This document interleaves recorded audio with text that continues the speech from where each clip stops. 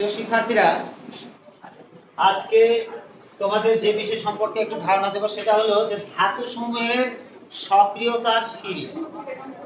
কোন ধাতু কতটা বেশি সক্রিয়, কোন ধাতু কতটা কম সক্রিয়, এটার একটা সিরিজ বা একটা ক্রম আছে, সিরিয়াল আছে। তো দেখো, প্রথম থেকে যে ধাতুগুলোর নাম লেখা হয়েছে কে থেকে ক্যালিয়াম, কিন্তু আমরা সেটাকে কি বলি? পটাশিয়াম বলি। তারপরে জেনে থেকে ন্যাট্রিয়াম, এটাকে আমরা কি বলি? সোডিয়াম। তারপরে ক্যালসিয়াম, ম্যাগনেসিয়াম, অ্যালুমিনিয়াম, প্রত্যেকটা শুধু এখানে ধাতুগুলো কিন্তু লেখা হয়েছে। এখন এই ধাতুগুলার সক্রিয়তা, কে বেশি সক্রিয় কে কম সক্রিয়, উপরের যেগুলো লেখা আছে এগুলো একটু বেশি সক্রিয়, আর তুলনামূলক যত নিচের দিকে যাওয়া যাচ্ছে তত সক্রিয়তার সিরিজটা বা সক্রিয়তার ক্রমটা কম। উপরের ধাতুগুলো বেশি সক্রিয়, নিচের ধাতুগুলো কম সক্রিয়। আচ্ছা, একটা বিক্রিয়ার মাধ্যমেও এটা দেখানো যায়। যেমন যদি আমি লিখি যে কপার প্লাস জিঙ্ক সালফেট লিখলাম, তাহলে বিক্রিয়া হবে না, নো রিঅ্যাকশন। কেন বিক্রিয়া হবে না? দেখো, কপার এর ক্ষমতা কম সক্রিয়তার দিক থেকে, আর জিঙ্ক হচ্ছে বেশি সক্রিয়। এখন কপারটা দেখো নিচে আছে, আর জিঙ্ক আছে কোথায়? উপরে না? তাহলে কে বেশি সক্রিয়, জিঙ্ক না কপার? জিঙ্ক বেশি সক্রিয়, কপার কম সক্রিয়।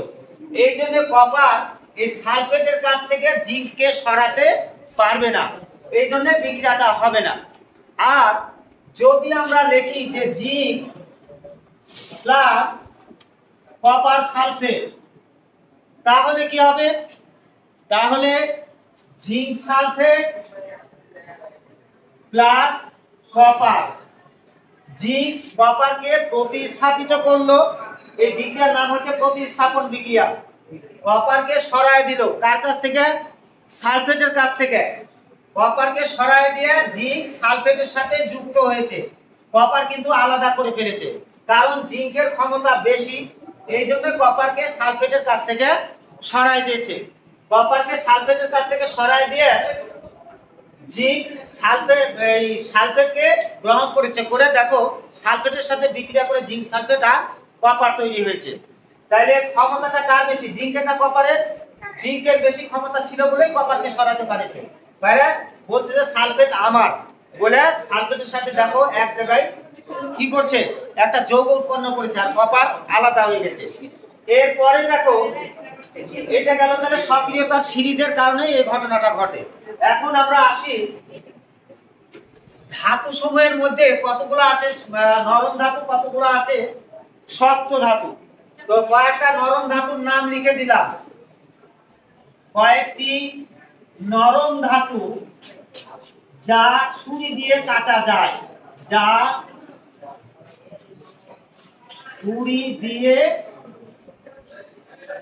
কাটা যায়। কি কি নরম ধাতু ছুরি দিয়ে কাটা যায়? পিবি অর্থাৎ লেড, সোডিয়াম, ক্যালসিয়াম আর পটাশিয়াম। লেডকে আমরা গ্রামের ভাষায় বলি রাং, র আকার 1900, যেটা ভাড়া হিসেবে ব্যবহার করা হয়। খাতার নিচে যে কালা থাকে না ছিপের, সেই কালার নিচের অংশে ছোট ছোট করে টুকরা করে ওটা কেটে দেয় দোকানদারেরা, ওটার নাম হচ্ছে রাং বলি বা সীসা বলি। ওই সীসা বা রাংকে আমরা প্লাম্বাম বলি। কি বলি? প্লাম্বাম। এই যে প্লাম্বাম। আর সোডিয়াম হচ্ছে এই যে উপরে লেখা আছে সোডিয়াম, ন্যাট্রিয়াম। এই সোডিয়াম, প্লাম্বাম, ক্যালসিয়াম, পটাশিয়াম এগুলোকে আমরা ছুরি দিয়ে সহজে কাটতে পারি, এত নরম প্রকারের এই ধাতুগুলা। তো এটা যাতে মুখস্থ থাকে এই জন্য সংক্ষিপ্ত ভাবে আমি একটা ছন্দ আকার দিচ্ছি। পাবনা কাকে, পাবনা কাকে, এই কথাটা মুখস্থ থাকলে এটা বলতে পারবে। পাবো বলতে প্লাম্বাম, আর না বলতে সোডিয়াম, কা বলতে ক্যালসিয়াম, আর কে মানে পটাশিয়াম। তাইলে পাবনা কাকে মুখস্থ থাকলে আমরা কয়েকটা ধাতু যা ছুরি দিয়ে কাটা সম্ভব। আচ্ছা, এই ধাতুগুলা গেল। এরপরে আরো কতগুলো বিষয় আছে দেখো। অপধাতু কাকে বলবো? অপধাতু, কয়েকটা অপধাতুর নাম আমি লিখে দিচ্ছি, খেয়াল করো। কয়েকটি অপধাতুর নাম যেটা ধাতু এবং অধাতু উভয় হিসেবেই কাজ করে। কয়েকটা অপধাতুর নাম, এগুলা ছোটখাটো একটু টিপস গুলা মুখস্থ রাখতে হবে তোমাদের। কয়েকটা অপধাতু না, অপধাতু কাকে বলবো? ধাতুর মতো কোনো সময় আচরণ করে, কোনো সময় অধাতুর মতো আচরণ করে, তখন সেটাকে আমরা বলবো অপধাতু। তো অপধাতুর নামগুলা যাতে মুখস্থ থাকে এই জন্য আমি একটা ছন্দ দিব, কিন্তু তার আগে অপধাতুগুলোর নাম লিখে নিই।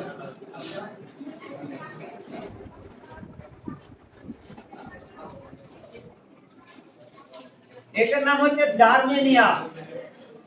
জার্মেনিয়াম। তারপরেরটা যে অংশ সেটা হলো বিসমার্ক, BISMARK, বিসমার্ক। তারপরে আর্সেনিক, আর্সেনিক উপরে দিলাম, আর্সেনিক। তারপরে অ্যান্টিমনি। এর পরের অংশে দেখো স্টিবিয়াম, STIBIUM, স্টিবিয়াম। তারপরেরটা টেলুরিয়াম, TELURIUM, টেলুরিয়াম। আর তারপরেরটা বোরন। তাহলে এটা মুখস্থ রাখার যে একটা কৌশল, সেই কৌশল কি? GBI, আসেন সাবধানে তুলে বসেন। তাহলে GBI, আসেন সাবধানে তুলে বসেন।